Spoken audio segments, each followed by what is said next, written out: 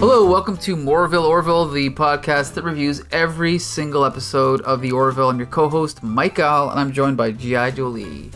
That's me. I'm here. And Champion.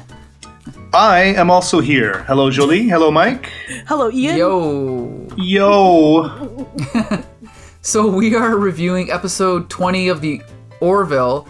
This is the big one. This is the turning point for the show. For those that haven't seen it, this is where I think the show, it was always good. Now it's great.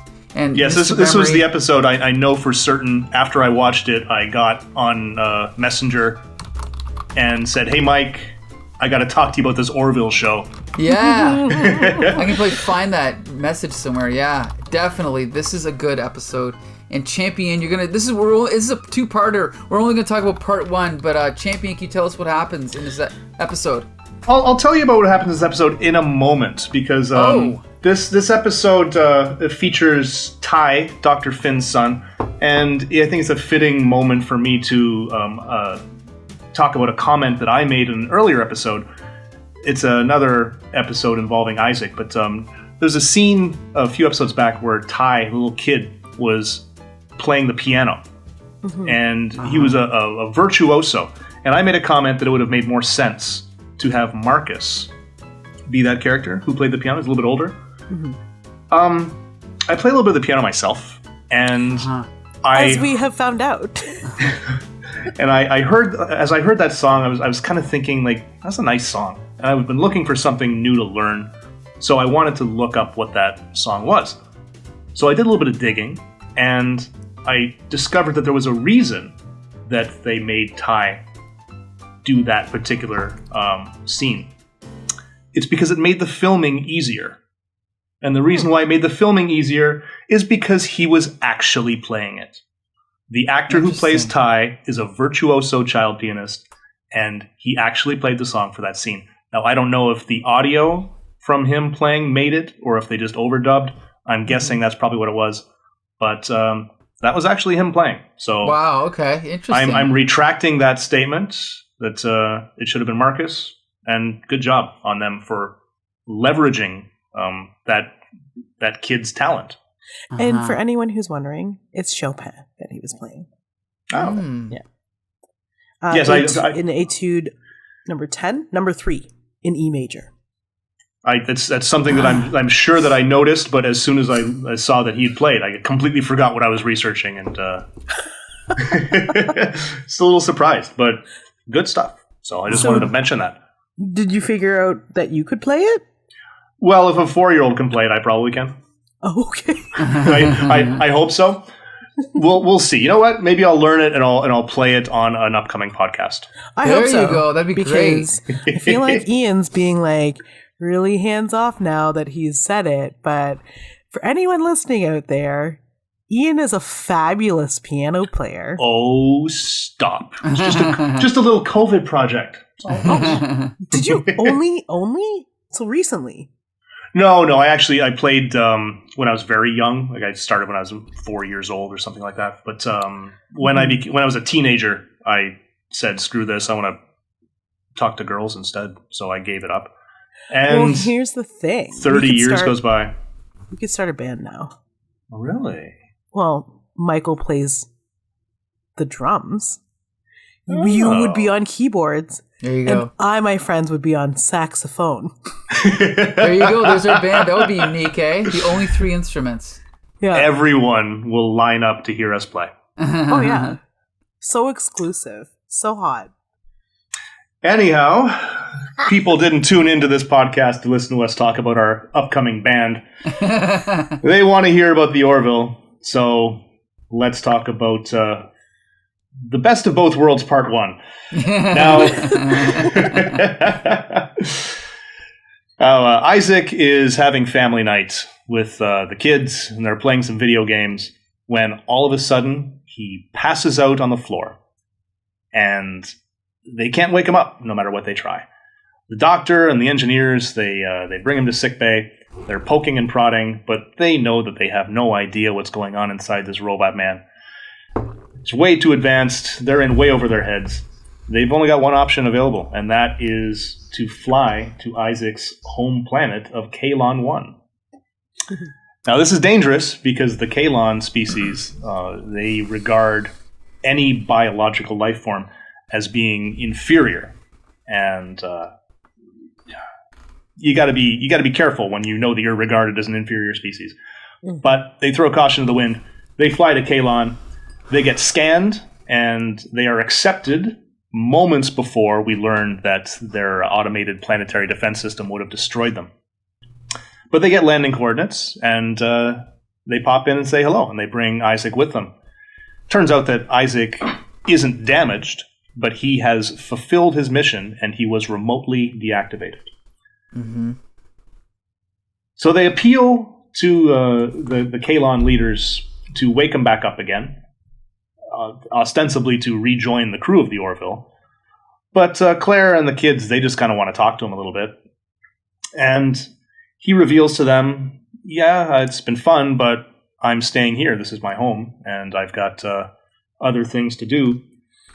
Mm-hmm. It's a little heart-wrenching situation for the kids, but Claire tries to get them to understand. While this is happening, the ORVILLE detects something interesting on the planet. These spheres that are emitting this high energy that they say is usually associated with high-energy weapons, which is a little bit concerning, but they explain it away as just being part of their planetary defenses at first. They have a little going-away party for Isaac, and it looks as though he's going to be gone, and that's going to be it. But Ty isn't satisfied. He draws Isaac a picture of them as a family. Isaac leaves anyway. He drops the picture on the floor of the corridor, which Ty eventually finds. Says Isaac must have dropped this. So Ty sneaks out onto the planet on his own. Mm-hmm. He gets spooked when he sees a couple of Kalons that he hasn't met. So he hides in this garbage pail type thing that he discovers, accidentally opening it. There's a ladder inside, and he climbs down into the subterranean chasm. And after a little snooping, he finds something bad. Now, after the search party discovers that Ty's missing, and they go down to the planet to find him, we see what Ty has seen. An underground cave filled with the remains of hundreds of thousands of bodies. All biological, none of them Kalon.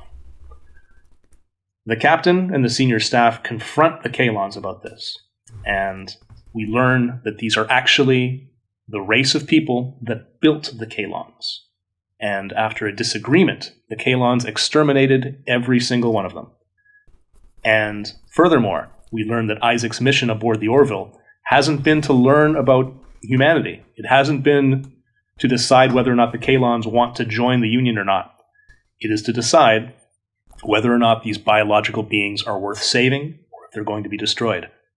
And as the Kalons commandeer the ORVILLE and set a course for Earth with their weapons in tow, we learn that no, they're not going to be saved, that the Earth is, unless something happens, going to be exterminated by these Kalon forces. Awesome. And I should point out, this was originally going to be the season finale of season 1, which would have been a great finale. But I like how it's sort of mid-season in season 2 because it comes out of nowhere.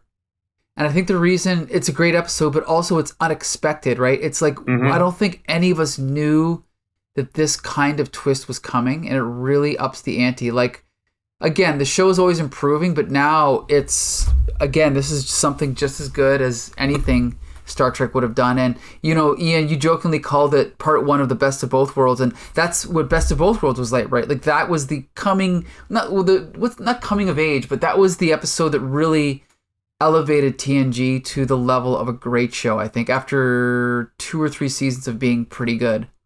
Mm-hmm. Yeah, it's the Best of Both Worlds, that 2-parter. It's such a great pair of Star Trek episodes that when you have people reviewing Star Trek episodes and they like, what's your top 10 favorite episodes?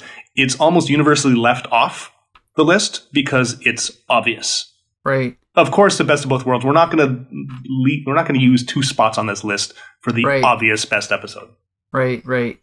So anyway, yeah, I mean, what can I say about this episode? I absolutely loved it. A great twist showing that Isaac was lying all along, and that there's so many hints. I'm just studying human behavior, right? And we take it as him just being dismissive to Claire and to the kids, but really he's sort of trying to gather data to bring and also back push home. but also like distract away from why he's getting that information, which I think is just so great. And I also love how the reason that we even find out what's going on is because Ty has to go back on the planet because he wants to see Isaac again. I think that was a great way to reveal that. Mm-hmm. So I loved everything about this. I love the special effects of the planet. What's the planet called again? Kalon 1. Kalon 1. I love the effects. Like, there could have been a little bit of color variety in the architecture, but when they're flying over that planet, it looks incredible. I don't know. I thought this episode and was great. I disagree there. I think that there wouldn't have been any color variation because this is a very monochromatic species. For everything to look silver and shiny, they're silver and shiny. Yeah, you could argue that. Yeah, that everything would be more efficient if it was just all one color. Mm-hmm. But yeah, I loved. Well, I mean, what can you say? It's a great episode. Jolie, what's your first impression? Well, since I've already had a first impression, this would technically be my second impression. Third, fourth, I don't know how many times I've seen this episode. Mostly because it's so rewatchable. Right. Like those TNG episodes that we referenced earlier. It's just it's the thing that you remember about the second season. I absolutely loved it. It was terrifying and heartbreaking and funny, but mostly terrifying and heartbreaking because there's just so much happens that sort of drives the Isaac and Claire and the kids plot, but also throws the entire galaxy kind of into chaos. Mm-hmm. And it's like, it makes me think it's about Doctor Who a lot, and it's always like, why is it Earth? Like, what is it about Earth? Sure.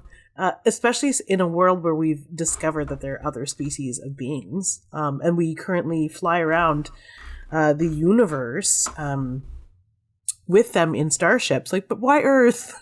Why not Mockless? But I guess maybe the race of people who created I almost called them Krylons. The Kalons. Maybe the race are like, Earth beings. Could be, yeah. But yeah, oh my God, I really love this episode. And I really love Claire's little family, little Finn family.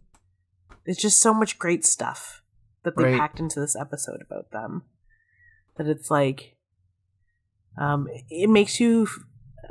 I'm generally heartless, and I kind of like don't have empathy when it's like, guys, this. Like, I don't get why you are like this about Isaac. He is a robot.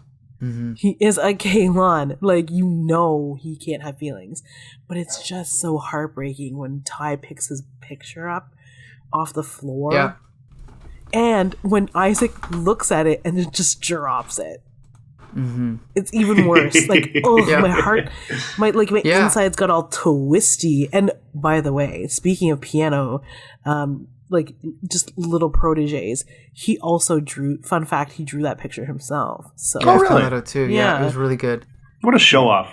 Right? He's just all in the arts. And you know what? I got to point out. You said that when he throws the drawing down, it's really heartbreaking. There's also no attention called to it. It's just a wide shot. He drops it and walks out. I think a lesser show would have shown a big close-up and a big, music cue to hit you over the head with how important it was. But it's just very casually done, and I think that makes it more effective. Yeah, I agree. The fact that he just... Sorry, Jolie. But the fact that he just dropped the picture, like he didn't crumple it up, he didn't throw it, he just let go of it. Yeah. And it just fluttered to the ground. Yeah, because it's like...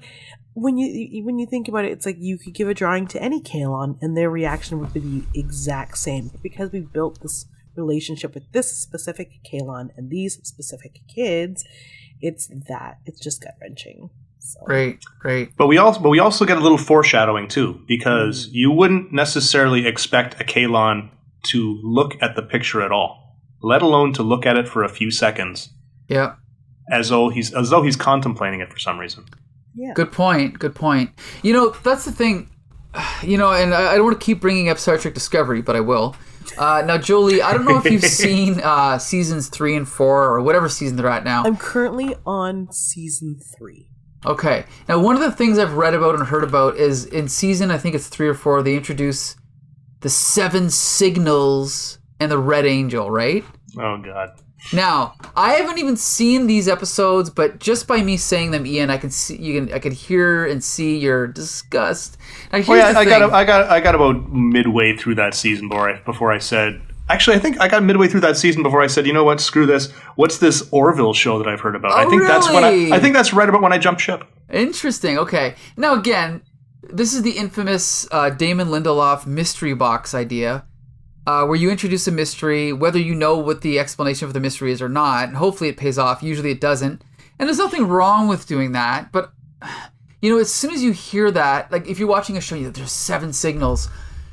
What is the Red Angel? And, well, now you know that there's a big mystery that has to be solved, so at the very least you know they're going to solve it. Whereas with this show, you didn't even know there was a mystery. They snuck up on you, and it was a sleight of hand. They made you think that you were watching Isaac, this funny side character that slowly came into the main cast and starts dating Claire, right? And starts becoming a little bit more serious. But again, not until this episode do we realize, oh my God, this was all going on right under our noses and we didn't even realize it. And that's what I think makes it even better, right?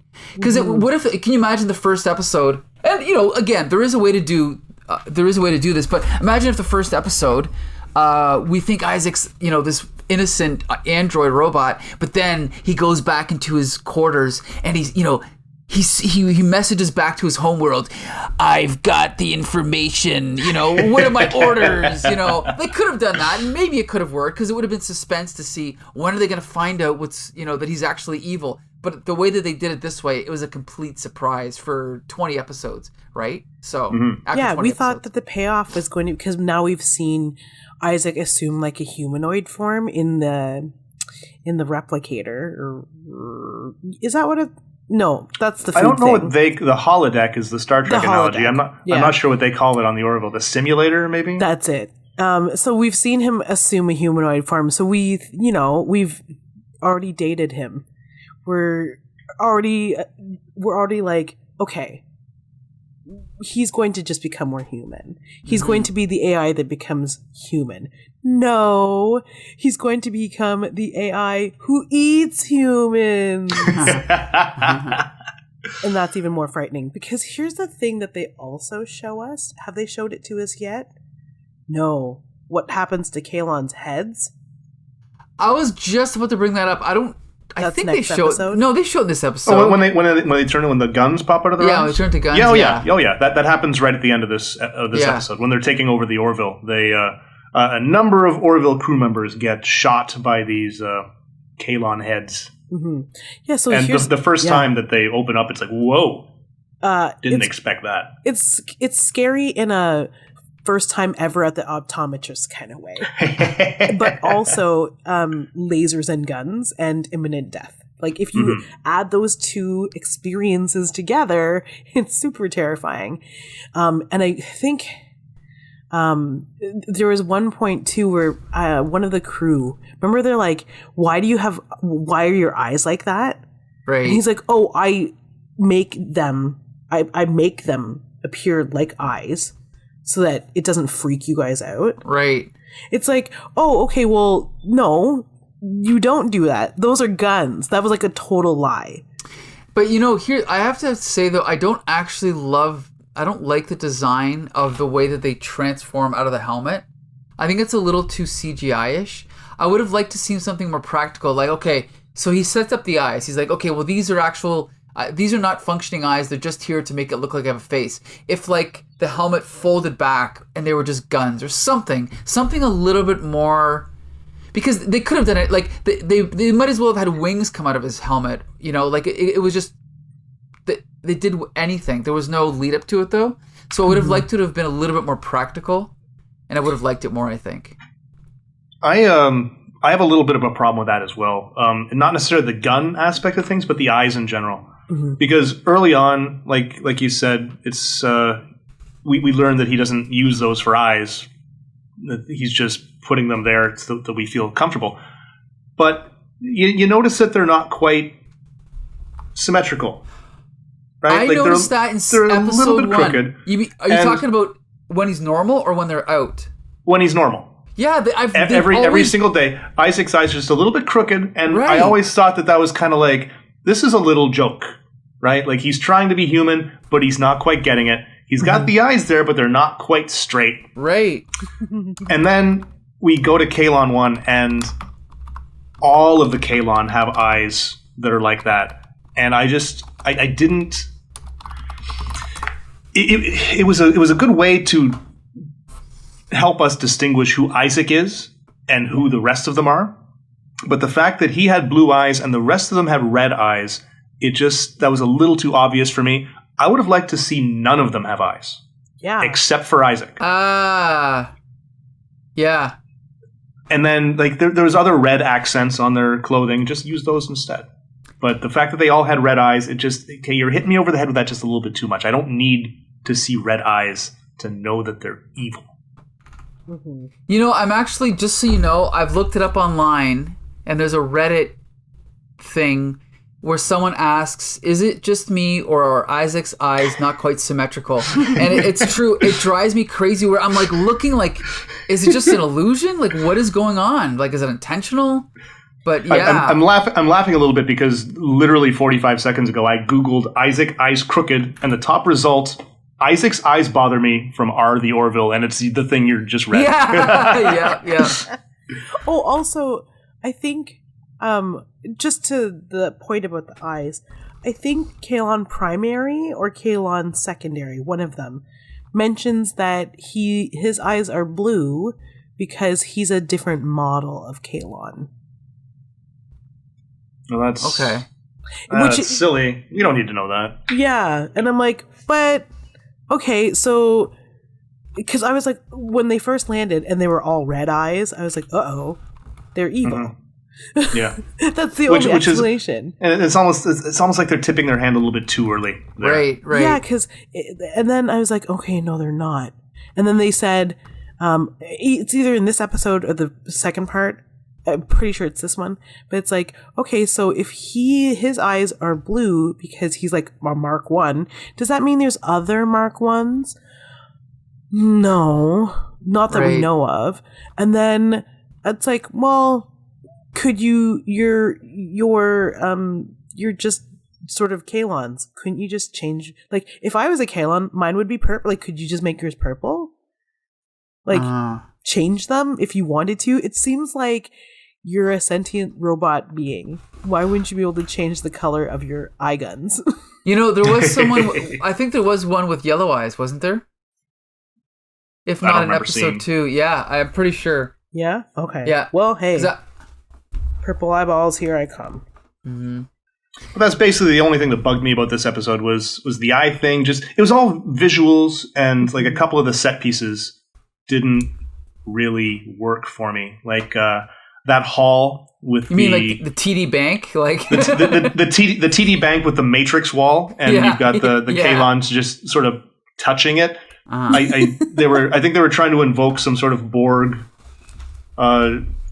sort of collectiveness there. It didn't really work for me. And then there was the set where Ty just came down and he's walking around the planet, and it's this wide open space, and there's nothing except for these two Kalons walking around. That, like, really? On this... Yeah. Well, when you're having the flyby and it's buildings everywhere, and you just get this sense that it's a bustling hive of robot activity, and then to have this courtyard outside where nothing's happening, and this convenient ladder that just goes down into these underground catacombs. I agree. And the catacombs are like 15 feet below the surface. It's not like they're 1,000, Yeah. And that's, again, it's like that's the thing that holds this episode back. It is one of the best, if not the best episodes of the show. But there's still that one, there's like a couple things where you go, if you just would have done this little extra effort, it would have made it like a masterpiece, And I wonder if Star Trek would have done that, or if Star Trek would have fumbled a little bit with the convenience too. Probably not as much, but I mean, there's always going to be a little convenience with a TV show, but all you have to do is say that Ty climbed down 1,000 feet instead of 5 feet, right? Like you could or have him trigger an elevator instead of triggering a ladder, right? And have him just plummet thousands of feet down. Or maybe maybe he's reaching for the buttons, but he's too short to reach anything but the lowest one, and he hits the lowest button, and that takes him all the way down to the bottom. There you go. That's a good idea. Yep. Also, why would like a race of Kalons not just like zap away all those bones? Right. That's something else that sort of like clicked into my head too. Like you need the skeletons there for the reveal, but several billion skeletons. That's a lot of elemental calcium that I'm sure that the robots can find some way to use. Yeah. It's raw materials for something. Grind them up and make something. Yeah, efficiency and zero waste. So, now it is time. This episode didn't have a lot of laughs, but it had a few. Before you play your laughs, it actually had some great laughs, I think, earlier on. Isaac's going away party. Do you want me to play my laughs first and see if they're covered? Oh, go ahead. Okay. Ready? Hold on. The ORVILLE 20. Okay.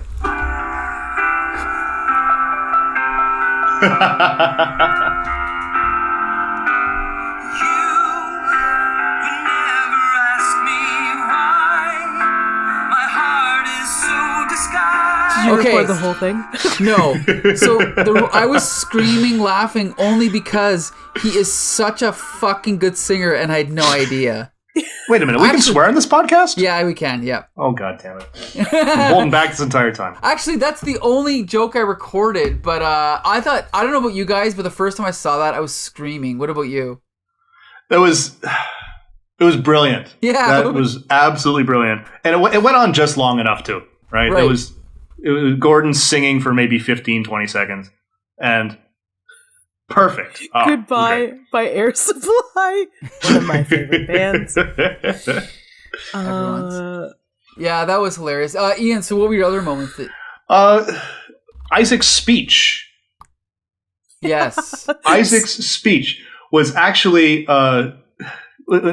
Ed is like your walking database. Search your memories for a speech, and he quotes Sally Field's speech from the Oscars. Yes, you like me, you really like me, which is one of the most lampooned Oscar speeches of all time. And I had to look that one up too, because like that sounds familiar from something, but what the heck is it? Like you just know it's a reference. Yeah, it's paraphrased a little bit, but it's almost it's pretty much the exact same, minus the stuff about respect. Oh wait, no, it's in there. The first time I didn't feel it, but this time I feel it. Is the only thing that they omitted, and it was from 1984. Happy birthday to me. Oh, and apparently, such a bizarre reference for them to use. Right? I'm just reading the ORVILLE fandom wiki, but apparently there is because we're lacking a little comedy because we kind of have a serious episode here.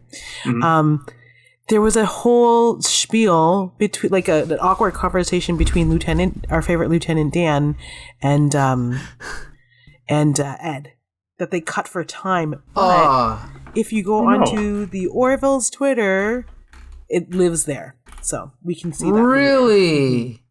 Yeah, that reminds me of something that I was going to mention on the previous podcast, but we were running a little bit long. We were talking about, I think, Mike, you asked what race Lieutenant Dan was. Yeah. So I Googled Lieutenant Dan race. I couldn't get an answer because there's a horse named Lieutenant Dan who has won a lot of races. So the Google Lieutenant Dan race, and it's everything about this horse. I think we might have... The entire first page is this damned horse. I think didn't that come up last time when we looked up Lieutenant Dan, or am I wrong?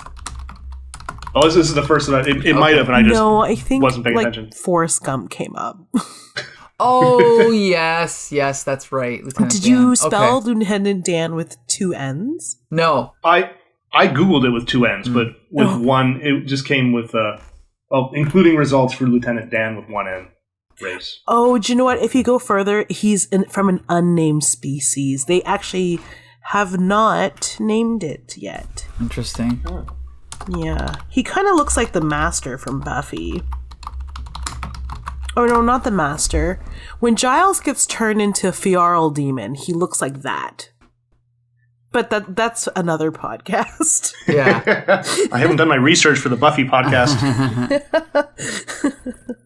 So I'm a wealth of knowledge. Anyway. So yeah, I don't know what else to say, but I mean, obviously, let's not forget about the other great joke from the party where Bortus is insisting on a corner piece because he wants a flower on his cake. Yes.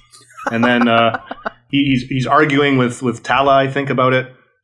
Are you really asking for a corner piece? And then Lamar comes up and just hands him a piece of cake. Hey, have some cake. Bortus is great. Bortus walks off. I hate this party. I too love the corner piece for the sugar flower. Uh-huh. I mean, but here's the thing. Everyone the does. last time I loved that, I was 8 years old. So it's, or 32. But well, whatever. I've loved the corner piece far more recently, but it's great to see that juxtaposition between Bortus being this gruff, hard ass. Yeah. No, I would like a flower. Yeah. That's great. Once again, like the Worf gag, but done even better, I think. Right? Mm-hmm. Mm-hmm. And it's just such a natural conversation about cake between two people at a party. Mm-hmm. Yeah, that whole scene was great. Apparently, Jason Alexander has a cameo in the Going Away party as well. Yeah, he's a bartender. Yeah, so that was cool. But again, it's funny because the other sleight of hand this episode pulls is it makes you think it's a goodbye to Isaac. Because we just said goodbye to Alara a few episodes ago, and now you're like, oh, I guess they're getting rid of Isaac, right? But nope, they pull the rug out from under you, so it's great. Instead, we're saying goodbye to Earth. Yes, which we'll talk about more in our review of episode 2 of Identity. But for now, I guess we have to wrap up this review. Unless there's anything else to say, yeah. You know, there's one more thing that bugs me about not just the Orville, but it bugs me about Star Trek. It bugs me about these sci-fi franchises where you have a planet like Kalon 1. Yep. And you go to the planet and you ask them, what planet is this? And they say, this is Kalon 1. As though if aliens were ever to come to Earth, we would say, oh, welcome to Sol 3. Yes, I know. I've been Why thinking is about that a lot Earth lately. the only planet that gets a name? I know. I mean, Moklis gets a name, great. But Kalon 1, the planet with the astrology, what was that planet called again? Oh, I don't remember. Rhaegar 3? Rhaegar 3, there you go. It had a number, right? So, and Star Trek does it all the time, and every time they do it, it's like, seriously, guys, these people have a name for their own planet. I know. Use that name. So, yeah, it's a minor thing. Yeah. Like uninhabited planet, sure. If you don't have a population that's named it, then you name it, and you name it efficiently. But you know what? I agree, and it's been bugging me more and more lately because I'm watching DS9. It's to the point that it stands out the way when you're watching a TV show and someone gives out a phone number. Why don't you give me a call? It's 555-7216, and you're like, well, that's a fake number, right? That's what it takes you out of the show in a way, even though it's science fiction already. You can just see the writers going, okay, SETI Alpha 6. There's the planet's name. I don't like it either. Star Wars does not especially do that. when you could easily just leave the number off, right? And then you're done, right? This planet is called Kalon. Well, there you go. You don't need the 1. We don't need to know that it's the first planet in the orbital system. Right. I agree. Anyway, minor quip. That's a great point, though. That's a great point. Yeah. I'm kidding. I too am like, ugh, yeah. Also, to assume that they have the same numerical system as us, like, come on. That's so Seth McFarlane, if you're listening to this podcast, knock it off. Please. And Star Trek, knock it off as well. Yeah, Brandon Braga, if you're listening to. You use all the same writing staff, so listen up. You know what's funny, though, is that could actually be a good plot for an episode. You know, in the same way that on Earth, we have countries change names, right? Where, like, Turkey just changed their name. Did you guys hear about this? What? No. Yeah, the country of Turkey is no longer called Turkey. It is called, just a minute, changes name. It is now called... Kalon 1. Yeah. No, it's called Turkey, but it's like Turkai. It's like pronounced slightly different. Oh, so it's pronounced probably the way that they pronounce it and not the way that we pronounce it. I think it's a little bit of that, but it's also a little bit of there's a story behind it that's more than just what you're saying. But yeah, I thought that's what it was too, but there's more of a story behind it. How we're all figuring out that Kiev is not pronounced Kiev, it's pronounced Kyiv. Kyiv, yeah. Yeah, and it's spelled differently, right. That's exactly what it is. Or, yeah, like a country, or like, say, for example, a place name being changed based on, yeah, like a Native American culture or whatever it may be, right? And I think that would be an interesting, again, to flesh out these alien races, because I thought that, here's my idea, okay? I don't want to give this away in case Paramount ever decides to use it, but wouldn't it be a cool story in Star Trek? You remember how they tried to explain the turtle heads for the Klingons? Mm-hmm. I think they said that the Klingons we saw in the original series without turtle heads, that was like a virus or something, right? Didn't they say that? Something like that, yeah. See, because you know what would have been more interesting to me is, that's a race that, like, we're all Klingons, but that's like, those are Klingons from a different part of the planet Klingon, and they're like an inferior class or something like that. That would have been interesting to me to explore, like, race relations or class relations, right? So maybe you could have an episode where, the SETI Alphans come to the Federation. They're like, no, we don't want our planet to be called SETI Alpha 5. We want it to be called whatever. And whatever the actual name is. And that could be a plot of an episode. And then maybe, I mean, it doesn't sound like much of a plot, but I'm sure they could come up with something, right? It's like renaming the, the Redskins? Which team were they? Washington. Yeah, the Washington Redskins. Like, it could be like a little analogy of all the renaming that's going on right now in the 21st century on Earth, right? No, it could. I don't know if there's enough there for an entire episode, but it's definitely a good B story. Yeah. Right? Where say a Federation or a Union planet says we're not going to submit to this Terran-centric culture anymore, right. And we're going to assert our native culture, and we're going to start by having you pronounce the name of our planet the way that we pronounce it. Exactly. There you go. That'd actually be a good episode. And in terms of like a greater diplomatic problem, right? Like that. Right. Yeah, because it could one of the things that's wrong. It could start small, but it could snowball into something bigger, which could be an interesting A story if they did that. But anyway, we gotta wrap this up.